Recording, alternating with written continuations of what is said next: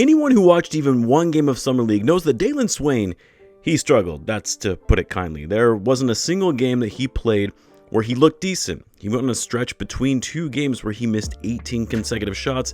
He shot 13% overall in Summer League as a whole, 4 for 31 from the field, 0 for 7 from 3, had 7 turnovers to his 9 assists.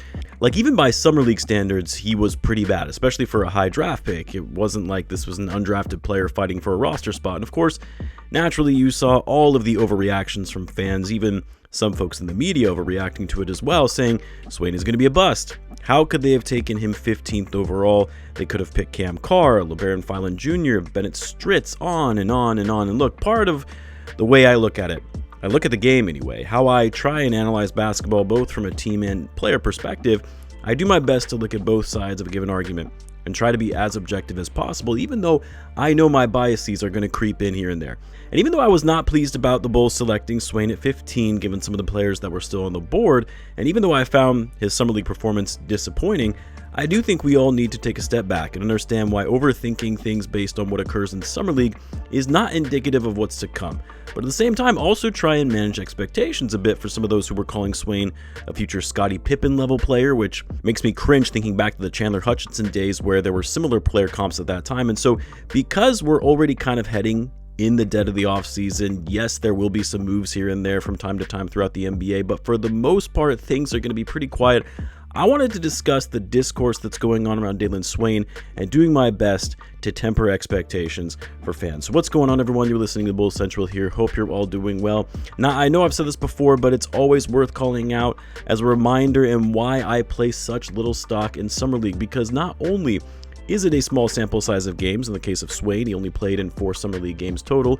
It's a small sample size of a random collection of players, most of which are not NBA level talents, most of which have never played in NBA games before in their career, and players that get very little practice time playing together before they're thrown out there and expected to start winning games. But even that aside, you'll also see some players who ball out in Summer League and look like they're future star level players like Denzel Valentine, Doug McDermott, Tony Snell.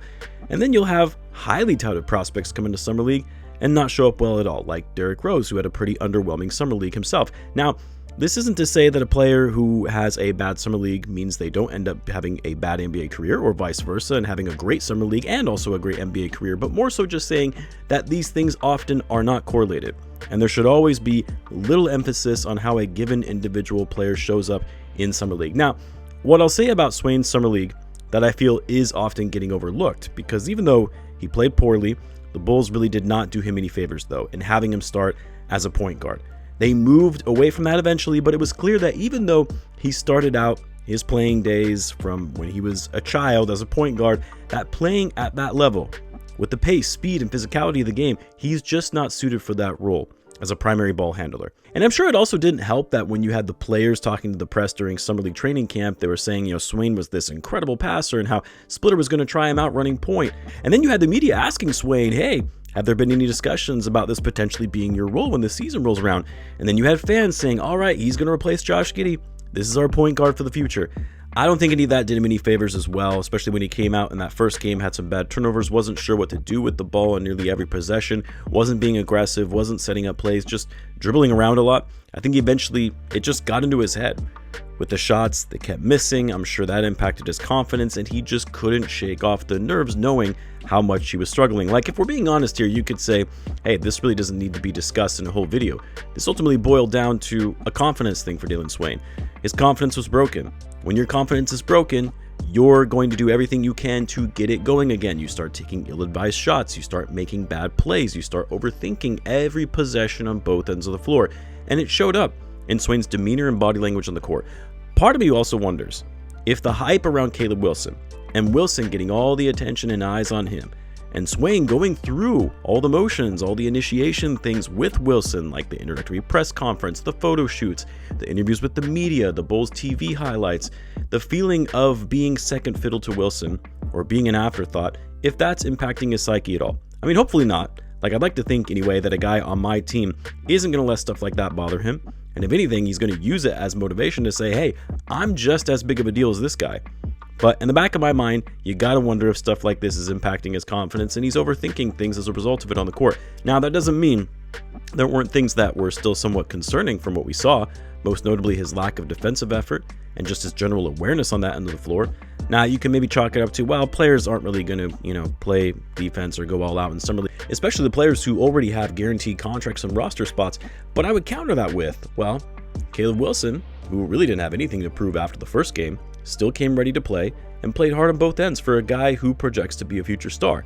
And then, of course, I think the other concerning thing is that even after they moved Swain to the wing and had him start playing off the ball more where he played in college, he didn't look that much better. He still struggled with his shot, still struggled to get himself open, struggled to get to the rim, which was one of the biggest strengths of his, was his slashing ability and finishing at the basket.